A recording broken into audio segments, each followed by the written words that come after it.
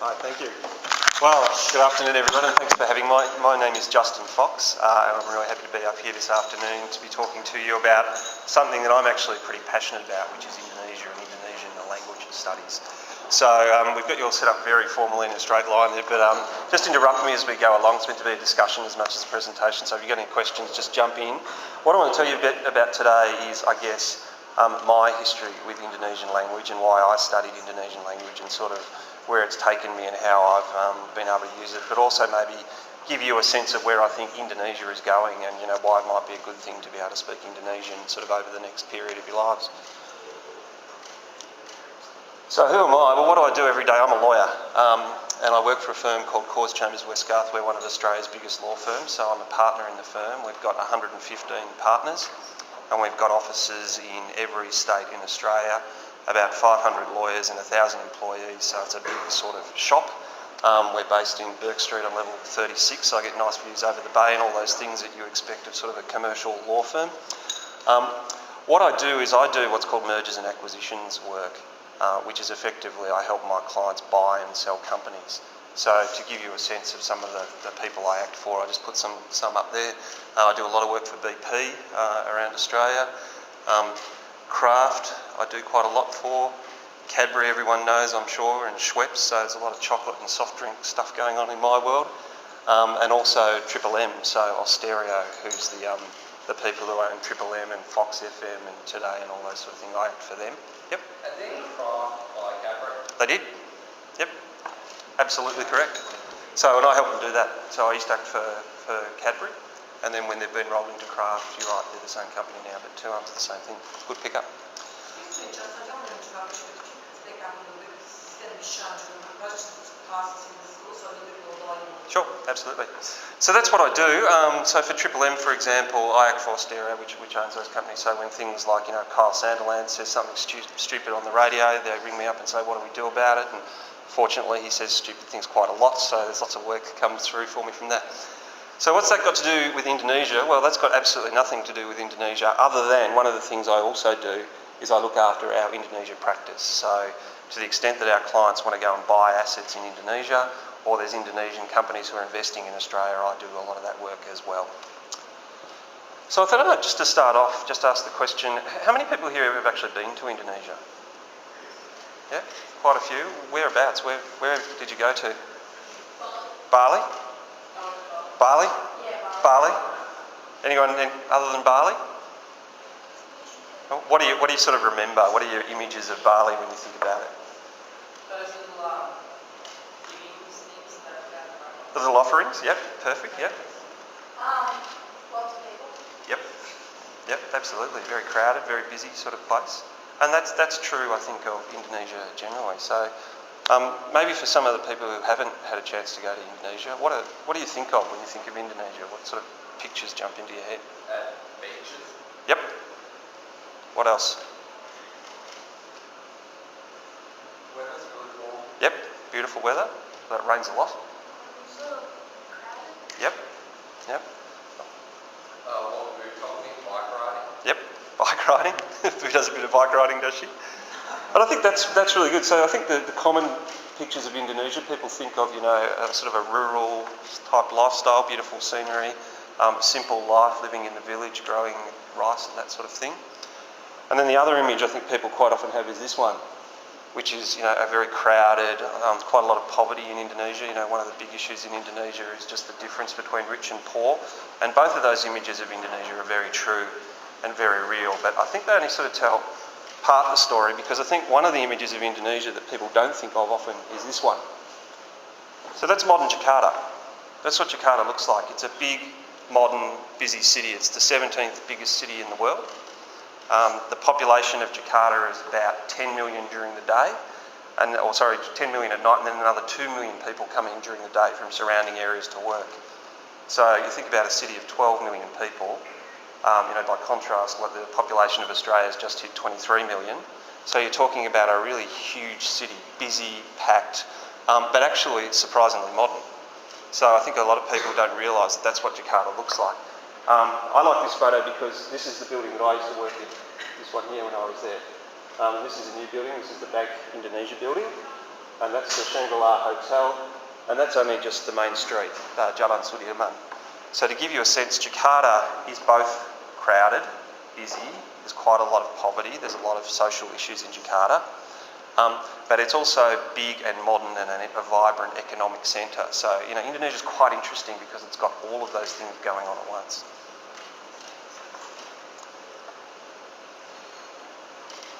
Give you a bit of background about why I ended up studying Indonesia and what it's done for me. Much like you guys, I went to a school, Whitefriars College in Don Vale in suburban Melbourne. They taught Indonesian there. It was compulsory in year 7 and 8. So obviously I did it at that point.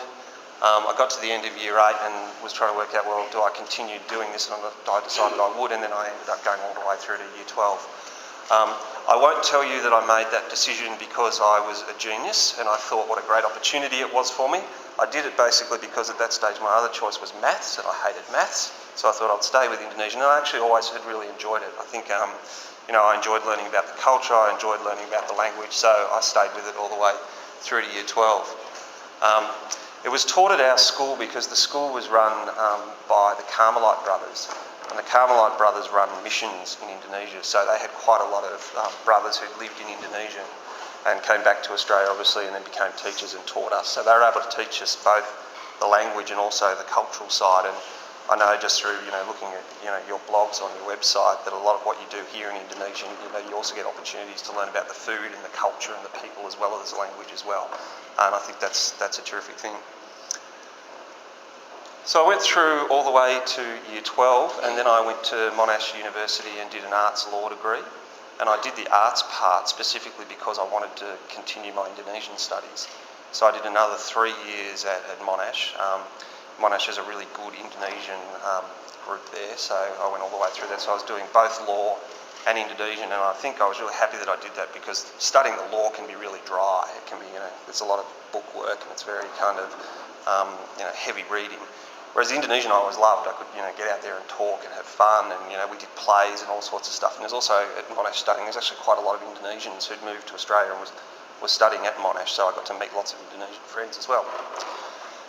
So I did all that, and obviously by the time you've done Indonesian studies for 9 years, you're actually pretty fluent and pretty good at it.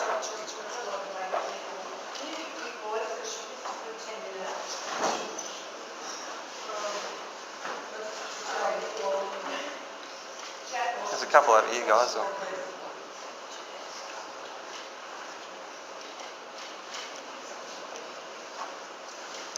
do you want to just backtrack in a very loud voice just to Sure. try to take us Sure. So just to recap, so I did all the way through high school through to year 12, studied Indonesian. Then when I went and did an arts law degree at Monash University, kept going with my Indonesian and did what they call a major in Indonesian language studies, so that's an extra 3 years. The last 2 years, because law is a 5-year degree, the last 2 years were straight law. So I wasn't doing any Indonesian study through that period, but I kept it up. I just kept involved in what happened at Monash Uni, and as I say, there was a big sort of Indonesian community there, so I stayed interested. When I left uni, I joined the firm that I'm still working with, Cause, and just did the sort of stuff that young lawyers do, learn how to draft contracts and negotiate things and all of that sort of thing. And then when I was about 2 years into my career, I decided to go back to uni and study Asian law at Melbourne University. So I was very specifically learned about Indonesian law. Indonesian law is different to ours. Our law comes from our history of being English settlement, so we follow basically English law. Indonesian law, if you think about their history, they were settled by the Dutch, so their law is completely different to ours.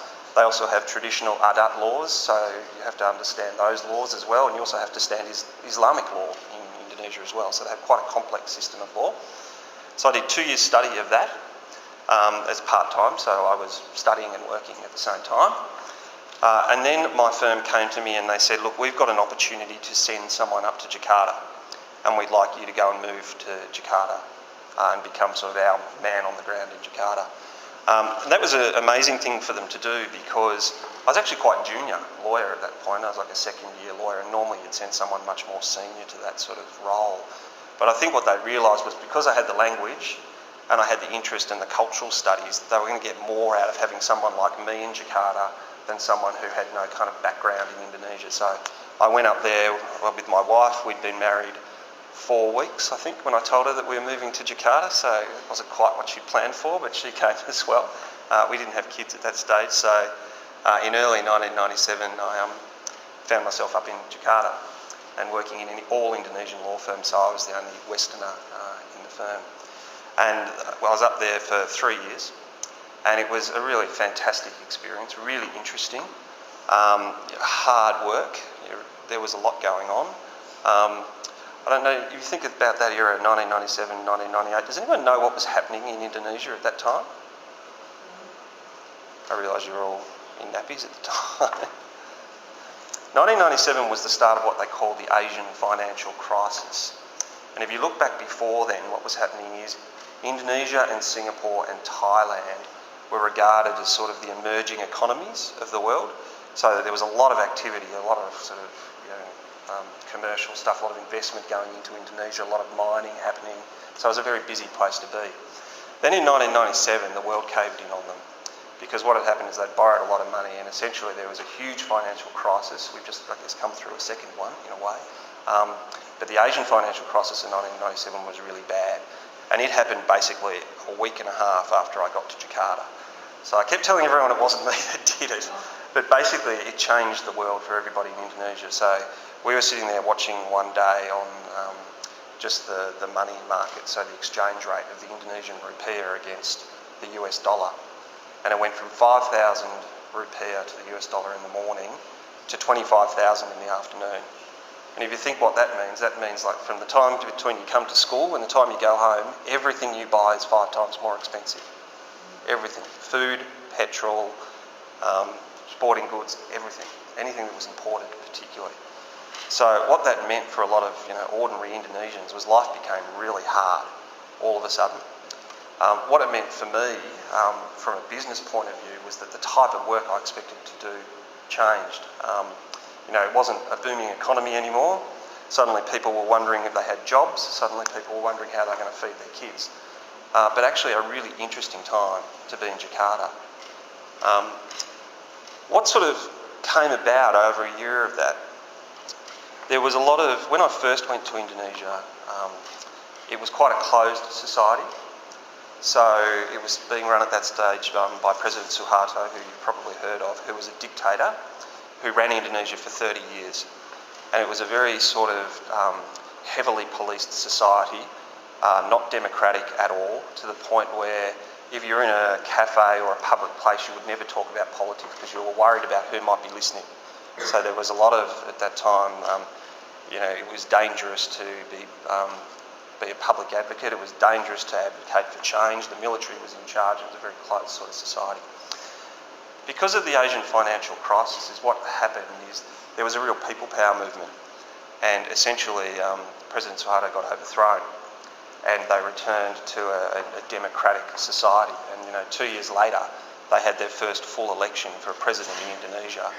And they've now had, I think, 3 rounds of elections that are, which has made Indonesia, I think, the second biggest democracy in the world. So for me, it was a really interesting time to watch how that came about. Actually quite dangerous to be there at that point, because what happened, to give you the story, it sort of built up over a period. So you had, prices out of control. People couldn't afford food. People couldn't afford. A lot of cooking gets done on little oil burners. So the price of oil was really expensive. So there was a lot of social tensions and a lot of protests coming on. And as I said, that wasn't something that was tolerated in Indonesia at the time. And there was a lot of tension being built up. And there was one university called Trisakti University, which is in Jakarta, and where the students were particularly vocal. And they were threatening over a week to launch a protest. And in our world, that doesn't sound like a big thing. But in Indonesia at the time it was, because no one protested. And it was awful and tragic. But what happened was the students marched off campus and the police fired on them. And I think about 5 students were actually killed in that. So it was horrible and awful. But what that did was basically set off a people revolution where Suharto got kicked out. The people came out on the streets of Jakarta and marched down the main street and took their country back. So fantastic to be there, really interesting. A little bit scary. We were negotiating a contract at that stage, and I was in my office and I was wondering what was going on, and I was looking out the window and you could see it was that main street of Jakarta there, and I could see helicopters flying up the main street and riot police coming out and tanks rolling down the main street. So I sort of rang my wife and said, "Where are you?" And she said she was shopping, because she was often shopping. I said to her, "Well, you better get home."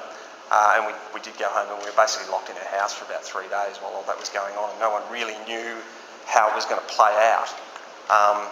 But fortunately, because I had enough Indonesian language, I could listen to the local radio and I could sort of follow what was going on the television and all that sort of stuff. So very interesting times, and I think I'll talk a little bit later about what Indonesia is now and where it's heading, but when I look back I realised that was a really critical point in Indonesia's history and a fantastic time to be there. Anyone got any questions on any of that? Or? At that point, I had a girlfriend living in Jakarta at that time too, and she and her husband, I remember getting her email, sitting here at Braemar, and she said, we're really scared, we're getting on the first plane. And they didn't want to leave, they loved it when I went in there. But no one, as you say, knew what was going to happen, how long that crisis was going to last. Correct. And we saw all those, you're too young to remember, we saw all those images on TV. And it was great to see the equal power. Let's take back our country, as you said. It's a little bit like what you've seen over the last few years in, I guess, the Middle East with the Arab Spring, where the people sort of say enough is enough and they rise up against a dictator. And, although it was very tragic that, some people got shot and died, overall, you would say that the move to democracy was particularly smooth in Indonesia, and for such a big country, an amazing achievement. So a couple of other things, just looking back and reflecting on my 3 years there, one of the great things was the people I got to know. Having Indonesian and being able to speak Indonesian is something that Indonesian people really value and appreciate, because they realise that if you can speak even kind of market level Indonesian, that shows that you had to learn that. You've made an effort to understand their culture. You've made an effort to understand their language, and I've always found Indonesian people to be really generous, particularly when you speak Indonesian. And a couple of funny stories. I was at a meeting once with some Indonesian people on the other side, and my clients had stepped out of the room who were also Indonesian. And the guys on the other side just looked at me and assumed that I couldn't possibly speak Indonesian, so they started talking to each other in Indonesian about their secrets and what their strategy was going to be and all of that sort of stuff. So we sat there and we had the end of the meeting, and I sort of got up at the end of the meeting, said in Indonesia, "Terima kasih banyak, sampai jumpa lagi." Their faces just dropped because they just didn't expect. And they still, most Indonesians don't expect Westerners to speak Indonesian at kind of a prolific level, because not many do. So if you can in Jakarta, you've got a real advantage. And I've found that when I speak Indonesian in Jakarta, people will say to me, that's beautiful. That's like poetic Indonesian, because what you guys are learning and what you're being taught is actually, there's such a thing as the Queen's Indonesian. That's what you're learning. You're learning to speak beautifully and in a very poetic way. So people would always like listening to what I'd come up with, because that's not the way they kind of normally speak. It's interesting. And of course in Jakarta they speak a completely different dialect. They speak an almost street slang in Jakarta, which you can follow when you get there, but it takes a little bit of learning to work out sort of the way they're doing it. As I said, Indonesian people tend to be very generous with you once they know that you speak a little bit of the language. There's so much English spoken in a place like Jakarta that you don't actually need Indonesian to get around. But you make the effort, they kind of open up to you a bit more. And I remember a couple of great nights. I met a guy who was actually Indonesia's first ever astronaut. He's also their last ever astronaut, because they never got around to doing their space program. But he was fully trained apparently by the Russians in the late 60s to become an astronaut. And he's now a successful businessman in Indonesia. But he was telling me one night, we sort of went out together, and he was telling me his stories about going on the Hajj, the trip to Mecca. And it was fantastic, really interesting to see just how that works and what they have to do. And what he was explaining to me is because every Muslim is, if they can, meant to go to Mecca once in their life. So what you get is quite a lot of old ladies, impoverished people from rural Indonesia who've got this one chance in their life to go on the Hajj. So they're on aeroplanes when they've never been on trains and that sort of stuff. And he was able to sort of tell me his story, which was really interesting. Another interesting experience was one Sunday morning we used to go in and have Chinese yum cha at a particular restaurant every Sunday morning. And normally in Indonesia, in Jakarta, you've got a driver who drives you around, but on Sundays we give him the day off because there's less traffic and I drive myself. Anyway, the police obviously worked out that that's what a lot of Westerners were doing. So one day they decided to stop out the front of this restaurant, which is quite popular with Westerners, and just pull us all over, effectively. Now, if you've ever been pulled over by a policeman in Indonesia, you realise that they don't get paid very much, and there's a lot of bribery that goes on the spot. So his angle was to stop me and see if he could get a bribe out of me, basically. So he came around, and they're quite scary-looking guys. They have the big aviator sunglasses, and they all ride motorbikes, and they've got their pants kind of hitched up to you with these big gold buckles, and they kind of strut around and try and make you feel a bit nervous. So he walks around the car, and he looks at all the tyres, and then he came to me, and in pretty broken English, told me that I could pay a fine, which was a bribe, and it would all be okay. Anyway, we spoke in English for a while, and sort of went on like that. And then in the end, he was obviously waiting for me to offer up the money, and then I turned to him in Indonesian and said, actually, I'm a local person. You should treat me like a local person in Indonesia. And he killed himself laughing. He thought it was the funniest thing he'd ever seen because I'd sort of gamed him at his own game, basically. So with that, he goes over to all his mates, and they all have a big belly laugh about it. They come over, they stop the traffic in the main street of Jakarta and put on their lights, and I got a motorcycle escort all the way down to the other end. So you kind of get interesting reactions when you've got a little bit of language. Just out of interest, how much would that bribe, so-called bribe fine, have been? It's actually a negotiation. So he probably wanted 100,000 rupiah, which is sort of $4, which doesn't sound like much in our world, but for him it's quite a lot. And the local price is about half of that apparently. So it depends what you've done and how bad it is. But it's a strange kind of world. But as I say, I didn't need to in the end. With a little bit of Indonesian language, I was able to get an escort. You probably know these guys. These are the Mythbusters, and I thought we should see if we can bust a couple of myths about Indonesia. This is often said, and it's actually true, that Indonesia is a third world economy. Indonesia's got a lot of challenges. There's a lot of poverty in Indonesia. There's a lot of rich and there's a lot of poor, and it's not a very fair sort of society in that world. It changes also depending on, as you move around Indonesia. There's some provinces which are really, really poor and underdeveloped. So it is true, but I think it's only partly true because what Indonesia is actually an emerging economy. So Indonesia's already the 16th biggest economy in the world. And there's just been a report done by a crowd called McKinsey, who are global economists. And what they're saying is that by 2030, Indonesia will be probably the 5th or 6th biggest economy in the world. So if you think about what that means for you guys, and sort of looking forward, 10, 15 years when you're in the workforce, Indonesia is going to be a big, booming, strong economy. And its growth rates are second only to China and India. So in terms of, you've got this huge economy right on your doorstep. If you can speak the language, you can take advantage of that, and I can talk a little bit more about where I see some opportunities. But as I say, it's not right to sort of think of Indonesia as a poor country that'll never be anything but a poor country. There's a lot of economic activity going on in Indonesia, and if they get things right, then it will be bigger than, say, if they get to 7th, that makes them bigger than Germany, it makes them bigger than Japan, and it makes them bigger than the UK. So, that's on our doorstep. So hopefully that one we can say is busted. Second thing you often assume is that Indonesia is very backward in terms of technology and access to resource and all that sort of thing. A couple of things you might be interested in. How many Facebook users do you think there are in Indonesia? Pick a number, we'll play Price is Right. How many? A million? 100 million?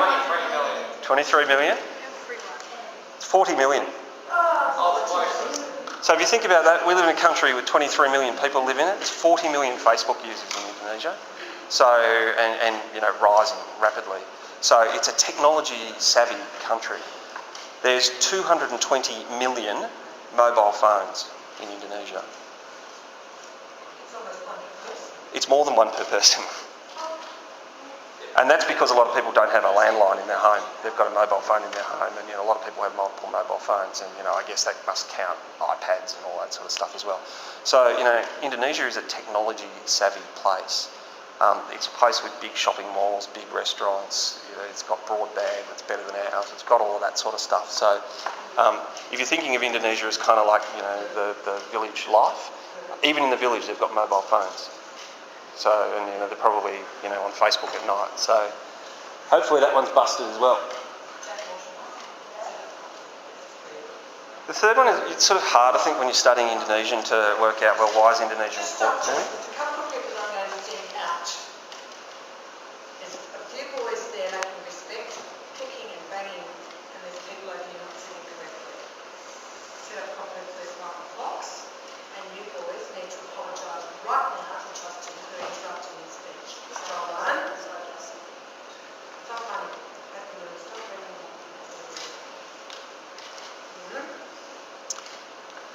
So it's often easy to think that Indonesia is not kind of important or relevant to Australia, and I know when I was sort of at high school and studying Indonesian, I was a bit the same. I was kind of like, well, you know, Indonesia's over there and we're here, and it's not really that important to me. I'd challenge that for a few reasons. Number one, as I said, you know, Indonesia is a huge country that's right on our doorstep. If you think about what the future of Australia is going to be, and the federal government's just written a report on this called the Australia in the Asian Century. You know, Australia needs to work out how to engage with Asia if we're going to be successful. Well, Indonesia is right in the way.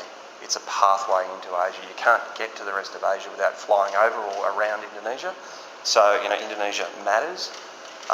It matters from sort of a diplomatic point of view. So the government, I know, considers Indonesia as its almost number one priority. So the way you can tell that, the embassy in Jakarta is actually our third biggest embassy. So if you think about that as an indication of how important the government thinks Indonesia is, then that gives you a sort of a sense. So that the other ones are, Washington's our biggest and Japan's our second. So Indonesia's straight after that. So what does that mean for you know, someone like guys like you? Well, if you think about if you want to be interested in a diplomatic call, or if you're interested in anything like that, then you know there's a lot of jobs in Indonesia. There's a lot of opportunities in Indonesia. I think the other thing which is interesting with that Asian Century paper is that the government's identified 3 priority languages that they want to fund, and they're Chinese, Hindi and Indonesian. So, you know, the government is saying to us we should be studying Indonesian, we should be learning Indonesian, and they're going to fund that. So, you know, the government thinks Indonesia is important, business thinks Indonesia is important. What does that mean for you guys? Well, it's about opportunities and jobs, and, you know, having an Indonesian language gives you a huge advantage, I think, if you know, you're convinced by the argument that I'm trying to make that Indonesia is really emerging, then, you know, over the next sort of 15, 20 years when you guys are in the workforce, having Indonesian language is going to be a massive advantage in whatever area you want to do. So, hey, I'm a lawyer. I didn't get my job at the firm I'm in because I speak Indonesian. I got it because I had a law degree and, you know, that's what I wanted to do. But the Indonesian helped me do something different with it. The Indonesian got me to Jakarta. You know, I'm going on Tuesday back to Jakarta with the Premier because Victoria are doing a trade mission up there, so I'm part of that mission. I'll be up in Jakarta, you know, just selling Victoria effectively. So the Indonesian is kind of the cream on the cake, which I think for me has been really important, but I think for people coming through, you know, in the next sort of, you know, period when you guys are hitting the workforce, it's going to be really important. Whatever you want to do, so, you know, mining engineers, lawyers, accountants, doctors, you know, Indonesia is going to need like, you know, Quicksilver and Billabong and all those kind of places got big businesses in Indonesia. Coca-Cola's got big businesses in Indonesia. So whatever your interest is and wherever sort of, you know, whatever work you end up doing, there's jobs in Indonesia, and there will be more and more. And I think the other thing that's kind of interesting to keep in mind for you guys is that, and it's a funny statistic, but 60% of Indonesians are under 30 years old. So it's a really young society. So that's, I think, why you see that kind of, you know, those number of people on Facebook and that sort of stuff. It's not an old ageing society, it's an energetic young society. You think what those guys are, you know, your cohort. You know, they're getting, you know, they're the same age as you. As they hit the workforce is when you hit the workforce. When they're the leaders of their country, you'll be the leaders of ours.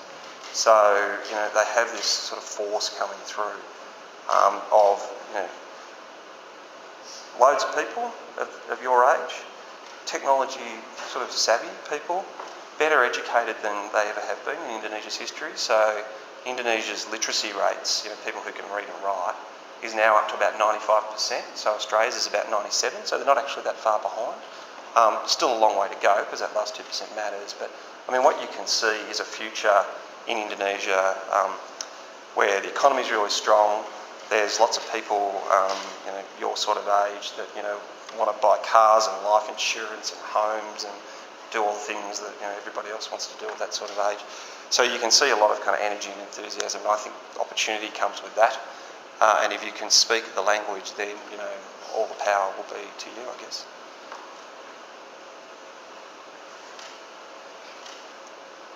This is a bit random, but who knows who these guys are? On the left? On the right? It's a band, it's not the Black Eyed Peas, it's a Australian band. It's a temper trap. Why have I got pictures of these two guys up here? Anyone know? The lead singer of the Temper Trap is Indonesian. He was born in Manado. Barack Obama lived in Indonesia. So Barack Obama's stepfather was Indonesian. He met his mother in Hawaii and they went and lived in Jakarta for 4 years as a child. Why am I showing you that? No reason other than it's kind of random and interesting. But what it tells you, I think, is Indonesia pops up in surprising places. And it's a surprising country, so you never quite know where Indonesia might be a benefit to you. That's all I wanted to say. Has anyone got any questions or anything you'd like me to expand on any of that? Just when you were at school, were you aware of all the opportunities that would come your way? Like those questions are not many. Not at all, is the short answer. I was effectively doing Indonesian, I think. I liked it. I found that I was good at it. I was certainly a lot better at it than I was at maths. So between the two, I was always going to be doing Indonesian. My mates were doing it, so I can't tell you I made a conscious decision to do Indonesian because it was going to take me somewhere. I think by the time I got to uni, I was making more conscious decisions that I wanted to do something with. I already had 6 years worth of investment in studying, so I wanted to do something with it by then. But certainly I didn't have that kind of vision.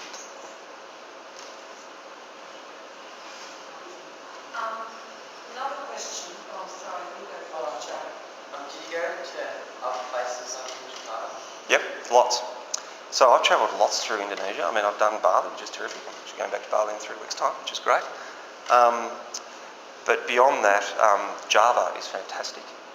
Places like Yogyakarta, which is sort of traditional old Javanese town, really the centre of Javanese culture, and the temples around there, Borobudur Temple and Prambanan Temple. I don't know whether you've ever studied or seen any of that, but they're real sort of treasures of the ancient world.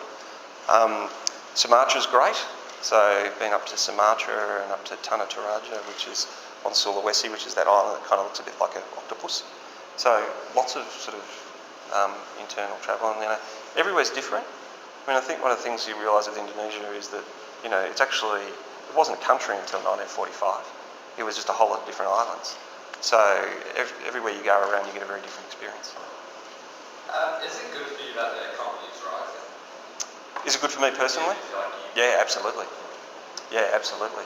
So what that's doing is, we're getting a lot of Australian clients who want to do business in Indonesia now. So we can help them. There's lots of work for us in that. One thing that's interesting about the Indonesian economy is that it's all about Indonesia doing things for itself. And what I mean by that is because there's all these sort of, young, relatively wealthy middle class, they're out shopping and they're buying stuff and going to movies and restaurants and all that sort of stuff. So the money is actually being reinvested in Indonesia. So that's a little bit different to some of the other parts in Asia. A lot of parts of the other parts of Asia, they're like export economies. And if you think about Australia, we're kind of an export economy. We do lots of dig things out of the ground and then we sell it to the Chinese. Whereas the Indonesia opportunity is actually in Indonesia. So, there's lots of work for us. It's great. Is there another? Yeah? What do you think is the biggest change of culture between Indonesia and Australia? That's a really good question because there's a lot of differences, right? What I would say is that Indonesian people are very forgiving when we make mistakes, if you're trying. So I think the biggest differences are probably, You can never be seen to get angry in Indonesia. Everything is very indirect. You try not to embarrass someone else ever. So if you are cross with someone, you've actually got to find a way of not showing it but fixing it. So everything's very indirect. They hate telling you bad news.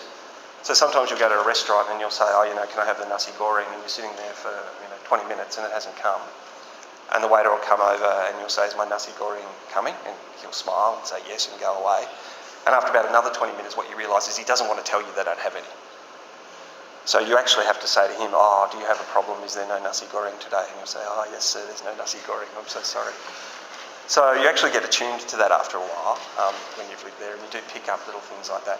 But as I say, as long as you're trying and, just speaking, even the first sentence that you say in Indonesian is trying enough, Indonesian people are, very generous, I think, and very forgiving of any cultural mistakes you make.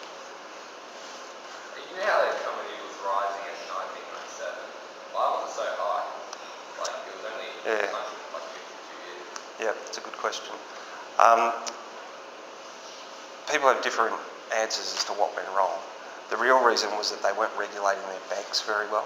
So what their banks were doing was just going out and borrowing money from Western societies at really high rates and then lending it back into Indonesia.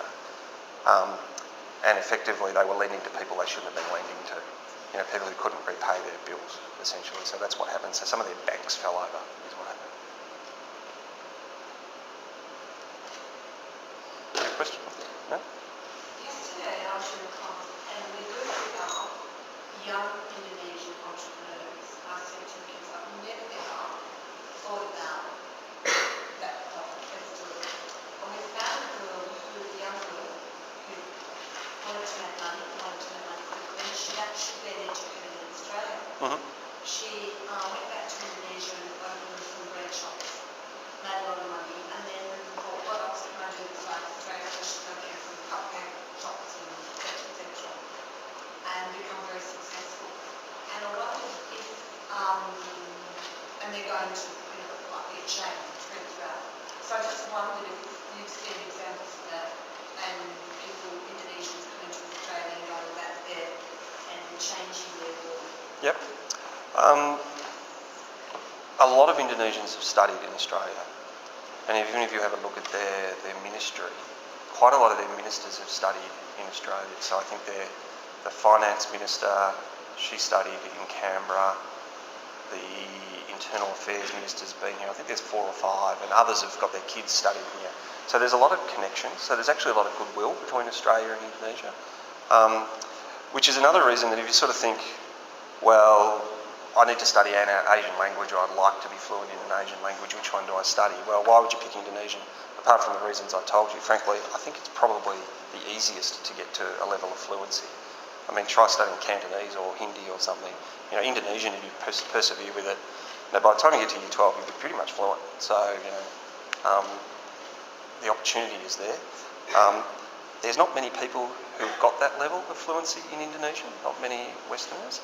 So when you get to Jakarta, as I say, they'll be surprised as to how good your Indonesian is, which is a great thing, puts you in front of others.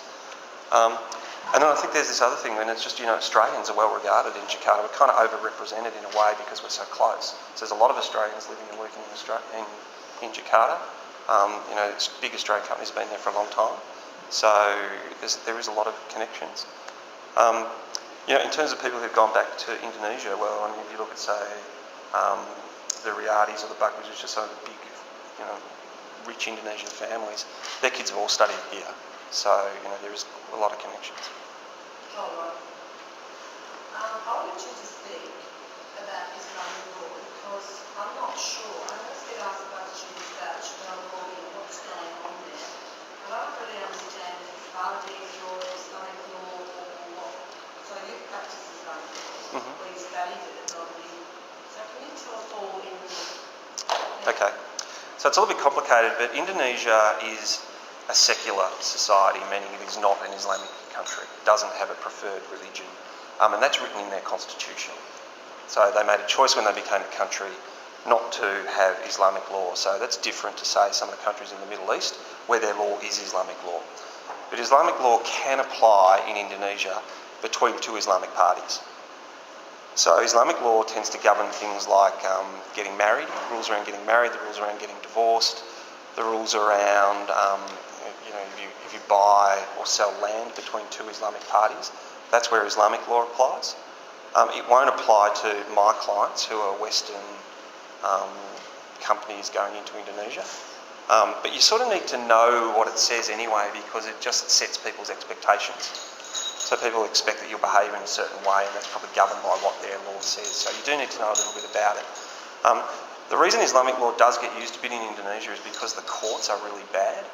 So, in Australia, if you have a fight with someone, you go off to court and we have a judge who's smart enough to work it out and is independent and impartial.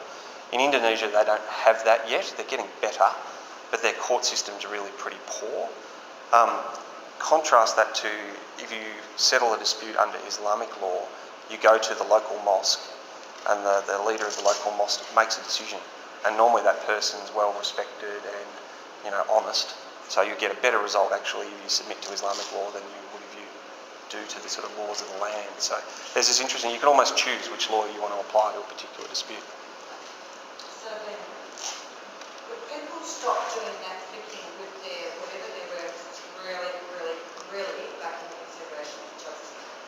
He's given up a whole afternoon of his time, he's got to drive back from PK traffic. His law firm has given him the afternoon on Charlotte, so please respect him and appreciate him. So it still confuses me about this. Is the sentence going to be shortened or qualified? Can you talk about that? So Chappelle Corby would have just been arrested and sentenced under normal Indonesian criminal law. So there wouldn't have been any Islamic law involved in that, particularly because she's in Bali, which is, I guess, a Hindu island rather than an Islamic island. So she just would have been convicted under the normal criminal law.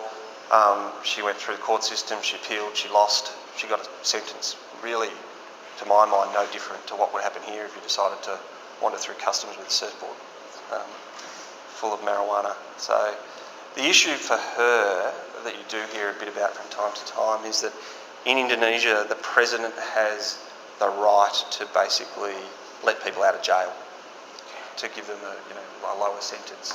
So you hear about that with the Bali 9, is it? Yeah. Because I think some of them have got death sentences. So the president's actually got it within his power to release that. And what happens is every year on Indonesian Independence Day, that's what the president does. They release a big list of, here are sentences that we're going to either let people out or change, remit their sentences or something like that. So that's what those guys are hoping for, is to be on their list. The problem is, in Indonesia, drugs are a particularly bad thing, particularly looked down on. It's pretty difficult for the president in Indonesia to be soft on drugs. So that's, I think, the debate that's going on as to whether they can broker some deal there.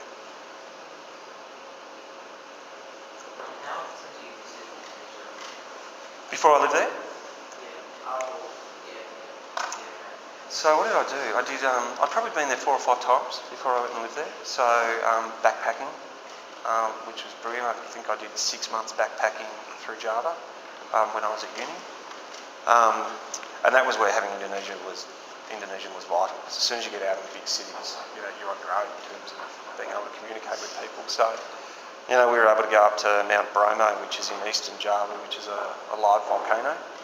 And you can actually stand on the lip of the volcano and look down at night and see the lava glowing. And we're only able to get there because we're able to convince some bloke from the local village to take us up on his horse in the middle of the night. So that sort of stuff is where the language is terrific.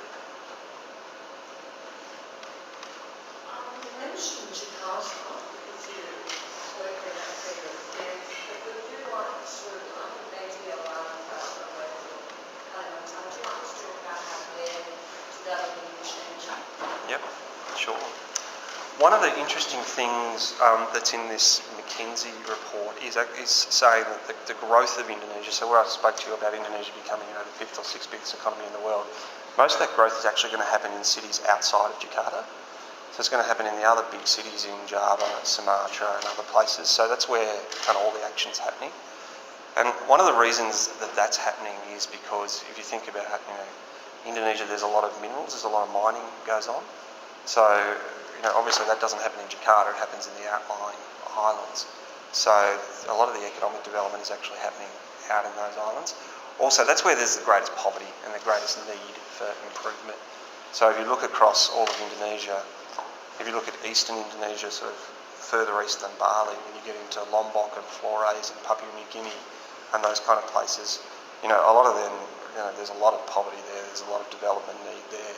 So I think that will be a really interesting area over the next period just because of the needs of the people. And, what will happen is that a lot of aid money will go in. So a lot of the money that the Australian government gives to the Indonesian government will actually go into those kind of areas to help them come up and improve people's lives. We have some students who enrolled last year, and in 2011 and 12 they went to study in Indonesia, in Jakarta. So they came back and were very successful in 12 last year, and they were starting their Frankfurt apparently in January, and so quite understand to actually the date for results and how it came stuff from. So the students loved it, it was quite confident. What advice would you give to our people, Japanese market? You told me blue places to sit up and show respect, so I don't know why they like that. The third time I've asked him to sit up, they'll ask me to do Luke's actually just done an excellent model of the family turnout. Yeah, excellent. What advice would you give these students who are most, I'd say 99% of them going on with Indonesian about going on exchange without any 10 or 11? Brilliant. If you get a chance, take it. It's fantastic. I mean, studying language, in Australia is one thing. Actually being in country and getting the opportunity just to use it all the time, you find the language just goes like that. And mine did. Even after I'd done 9 years of study, I sort of sat there the first day I went to Jakarta, and as I say, because they speak sort of a slang, I sat there at coffee the first day thinking, oh my God, I can't speak any Indonesian, I don't understand these people. But it took a week, and then suddenly I was at the same level as them. So, the chance to be there is great, but I think beyond what it does for your language, what it does is help you understand the country and the way that people work, and the things that are important to them and culture and all of that sort of stuff. And it's fascinating. I mean, it's just a fascinating country, and if you get chance to spend some time in Jogja, do it, because it's just brilliant. What about being around rural Indonesia? Would you like to ask a question? Or Jacob? Or Lewis? Go on. If you were to go on exchange to Indonesia, would you have to be pretty fluent before you go over? And I'm not saying you could go over and be not very good at English, but you have to be pretty good at English. Look, I don't think you need to be fluent for two reasons. I mean, a lot of people speak English. So, in the same way you're learning Indonesian, there's a lot of Indonesians learning English. So it depends a little bit on where you are, and the further you get away from the cities, less and less. You would be surprised how good your Indonesian already is. You could probably go to a market and work out the price of something, and with a little bit of pointing and nodding, get through that. You can probably get on a bus and ask, where's the bus going? All that sort of stuff. You've actually already got good Indonesian. You're actually already ahead of 90% of the people who go to Indonesia as Westerners, so you're on the right track already. I think actually he was a speaker last year, he came and addressed the Arabs, and he said exactly that to the students. He said, when you think about how many hundreds of words you already you know more than you actually realise. Some people have been learning, having a drag one on since year class, she knows a lot like a fox. Some people like you kind of only been learning two, but you already know more than you realise. Now, my passion does seem to be educational, and that's why we're using the textbook that we're using. We spend all this term looking at schools in Indonesia, words and such, it's not like I'm sure that you would have seen some schools. Would you like to talk about today, what happened in Jakarta now, the types of different schools there are and why they exist? What do I want to say about that? So the school system is actually a real challenge for Indonesia. While, as I said, they've done a lot of work to increase literacy rates, so most people can now read and write. you would probably say their standard of education is behind ours. The way that they learn is different. They tend to teach in a very kind of rote way. So they don't necessarily get taught to think outside the box and to question their instructions. And you even see that, say, in the lawyers that I work with. They're probably a couple of years behind where their equivalent lawyers are here. So what a lot of professional level Indonesians do is actually go overseas and study for a couple of years, so they come up their curve quickly. Now, the Indonesian people know this and they're investing a lot in education. That's a real opportunity actually for Australia, because Australia does education better than basically anyone. So that's why Indonesians come and study in our universities. That's why they send their kids to our high schools, because they know there's really good education here. And what the major Australian education institutes are doing is actually trying to set up operations in Indonesia. So on this trade mission I'm going to next week, Monash University are coming, Melbourne University are coming, RMIT already have a business up there. So, we're actually exporting education into Indonesia, I guess. When we're exporting education, what are we actually... Look, you boys, I've stopped numerous times. The next word I stop for is going straight out. Like Fox is not funny. Sit up properly. You're not happy on the floor, sit on the chairs. Chairs behind you. Each of the chairs behind you. Blue coats, same class. Do not move that shack, okay? I'm going to behave to every word on that road. Roll your eyes and do whatever you like. It's not you, can't I think they're fearless. When you say we're exporting education, what are we exporting? Well, a few things. I mean, we're exporting teachers.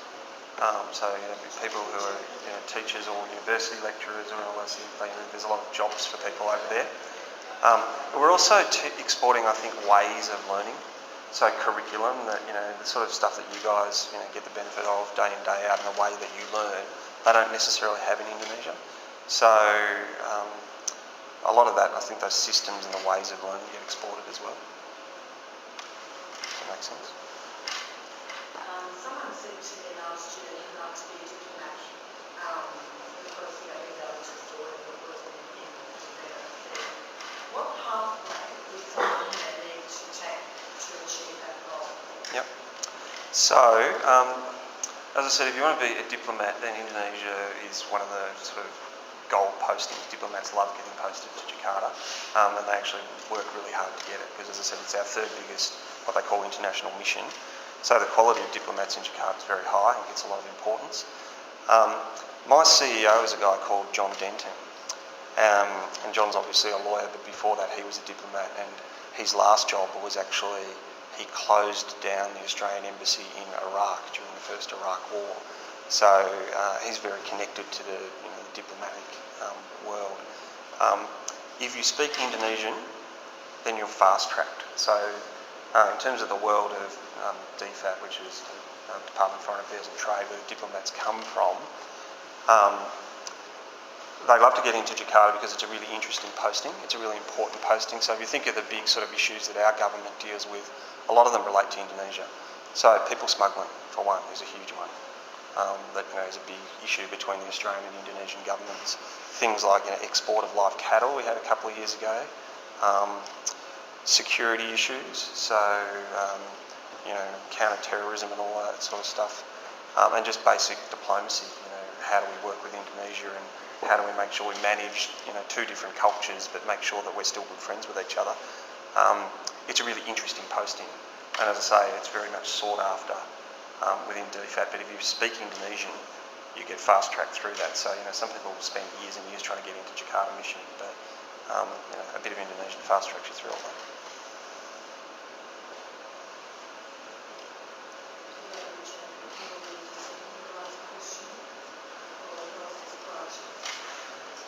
Yeah? What do you like best about Indonesia? What do I like best? The question is, what do I like best about Indonesia? And it's a really good question. I really love the people. And I love how sort of energetic and vibrant it is as a place. And there's just so many people, so many things going on.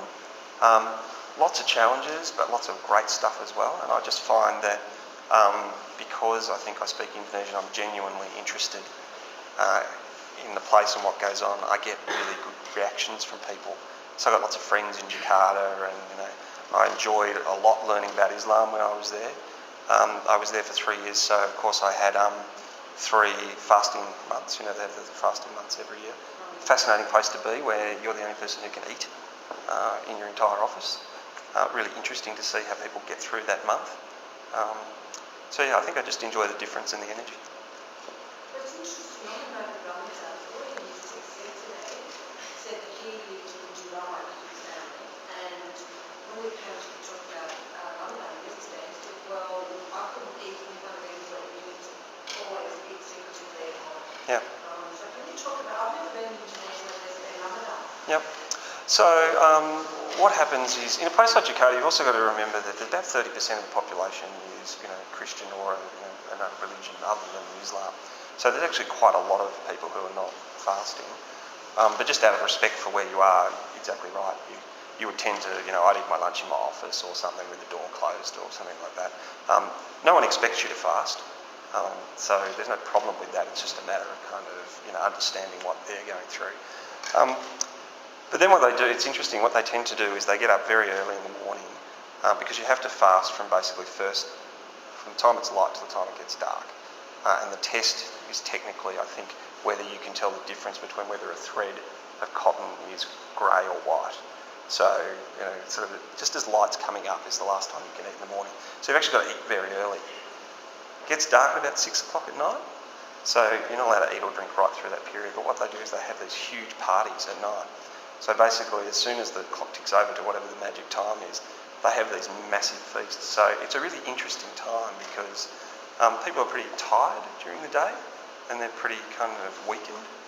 But because the whole country's doing it, you kind of get into the role of things. So it's an interesting period to be there. And I have been at the end of Ramadan and they have Eid al-Fitr. Yep. So can you talk about the celebration then? Yeah. So Eid al-Fitr is like kind of Christmas on steroids. So, they look forward to it. That's their big celebration of the year. Obviously, it moves a bit forward every year. So it's not a fixed time every year. It moves forward about a month every year. So what happens with Eid al-Fitr is, it is a lot like our Christmas. The expectation is you go home to your family. So what happens is Jakarta just empties out. It's amazing. So, because a lot of the people who live in Jakarta have actually moved to Jakarta for jobs. They come from a village in Java or wherever. And at Eid al-Fitr they all go and they go for a week. What that means is Jakarta is suddenly a ghost town. Suddenly, Jakarta's very smoggy, very polluted. What happens is all the buses are off the road all of a sudden, and suddenly these beautiful mountains appear that you've never seen. I lived there for a year and didn't realise you could ever see stars, and then suddenly the stars are back. So it's really quite interesting. The other thing that you'll have to do at Eid al-Fitr, and getting back to that period I was talking about through the financial crisis, the thing that really brought on Suharto's downfall was that at Eid al-Fitr the expectation is that you get a bonus from your employer. And it's so you can go home and share some money with your family and celebrate the event and all that sort of stuff. And you always get usually a month's salary from your employer. So my staff, we had drivers and maids and all that sort of stuff. We would give them an Eid al-Fitr bonus. Now what happened that year, because of what was happening in the economy, is a lot of people didn't get their bonus. So a lot of employers couldn't pay it that year. And that's really what happened, was that, when they came back from Eid al-Fitr and that people hadn't been paid their bonus, that was when people said enough's enough. We've got to change our leaders. So it's a very important time. You know Australia uses coal for our energy. What does Indonesia use? That's a very good question. I've never thought of that all ideas. That's a great question, Carla. They use a lot of coal and they use a lot of oil. What they should use and what they will use in the next sort of 30 years is geothermal energy. You know what geothermal energy is? So it's volcanoes basically. So if you think of all of Indonesia, it's basically a string of volcanoes. All the way down through Sumatra, all the way through Java, there's live volcanoes. And when you go there, you can see steam comes out of the ground. What they need to do is basically build generators on top of that steam.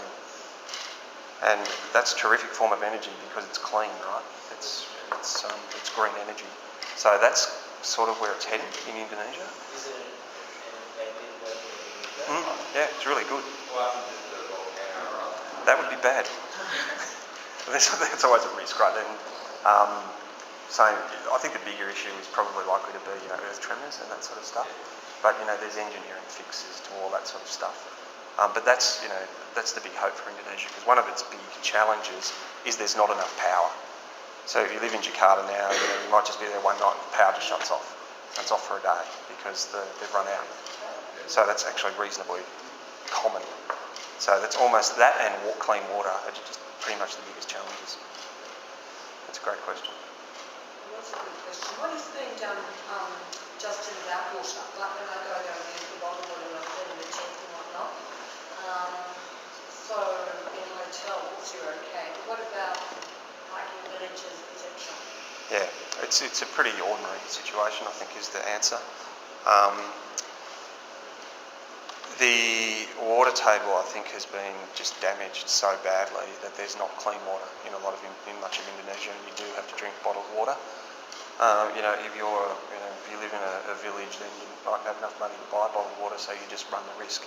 So that's one of the big focuses for aid organisations, is to work out how to get clean water and how to clean up a lot of Indonesia. It's a huge challenge. There's 220 million people. Population's going up by about 2.5 million people every year. So, it's hard having all those people living in what's actually quite a small place. And keeping it clean. So it's a major challenge. Now after World War II, family planning, dua anak cukup, etc. So that's been very successful. Would you like to talk, because you think we'll be thinking about that in the future, would you like to talk about how successful that program has been and why? Yep. I think it was very successful, and the dua anak cukup thing is something that people remember. It's probably not as front of mind these days because it has been so successful, if that makes sense. The real issue is where population growth is happening. And as I said before, Jakarta, I think, is kind of almost impossible to solve now. It's just such a big, messy city. It's going to be hard to empty it out and start again. But I think the real issue is, Surabaya, Malang, Balikpapan, these kind of regional cities, which are the ones I said are going to grow over the next 10 years. How do they make sure that they get those cities right and don't just let population explode? Because the problem, I think, with controlling population in Indonesia is people go where there's jobs, and there's always jobs in the city. So if what you're doing is, you can control, what the dua anak cukup thing was, very much focused on rural Indonesia and making sure that people, had the number of children that they could support and feed. But if all those people go to one city, you've got a problem. So I think that's probably the next policy issue that they've got. Because most of them speak English, do they listen to like American music and watch American movies? Yep, absolutely. Yep. So if all of the big movies that you get here will be in Jakarta. More and more they're getting bands come through.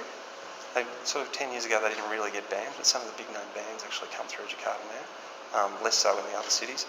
But they're very fascinated by American culture. So they'll talk to you about the basketball, they'll talk to you about, they love soccer too, so they like English Premier League and that sort of stuff. So sports, they're very kind of savvy. If you go to the shopping malls, they're all kind of Italian brands and all that sort of stuff, so they're very westernised.